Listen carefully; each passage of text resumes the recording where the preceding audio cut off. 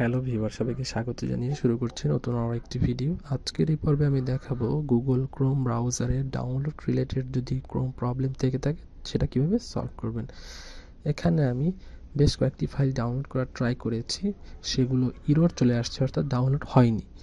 এই ধরনের ফাইলগুলোকে কিভাবে আপনারা ফোর্সলি ডাউনলোড করবেন সেটা আমি এখানে দেখাচ্ছি। প্রথমে একটি নিউ ট্যাব খুলে থ্রি ডট মেনুতে ক্লিক করে সেটিংসে চলে যেতে হবে। সেটিংসে চলে আসার পর প্রাইভেসি অ্যান্ড সিকিউরিটি এটা সিলেক্ট করতে হবে। তারপর হচ্ছে সিকিউরিটি, এটা ক্লিক করতে হবে। এখন সেফ ব্রাউজিংয়ের ক্ষেত্রে enhance protection, standard protection, no protection, এই তিনটি অপশন দেওয়া আছে। এখানে আমাদের স্ট্যান্ডার্ড প্রোটেকশন সিলেক্ট করা আছে, যেহেতু আমরা যে ফাইলটাকে ডাউনলোড করতে যাচ্ছি হয়তো তার ভিতরে ডেঞ্জারাস কোনো ইস্যু আছে বা ভাইরাস আছে, এই জন্য ডাউনলোড হচ্ছে না। তারপর আপনি যদি ডাউনলোড করতে হয় তাহলে নো প্রোটেকশন সিলেক্ট করতে হবে। সিলেক্ট করে এখান থেকে বের হয়ে যাব। তারপর আর একটু প্রসেস বাকি আছে, সেটা হচ্ছে সাইট সেটিংস। এটা ক্লিক করে নিচে চলে এসে এডিশনাল পারমিশন, এটার উপর ক্লিক করতে হবে।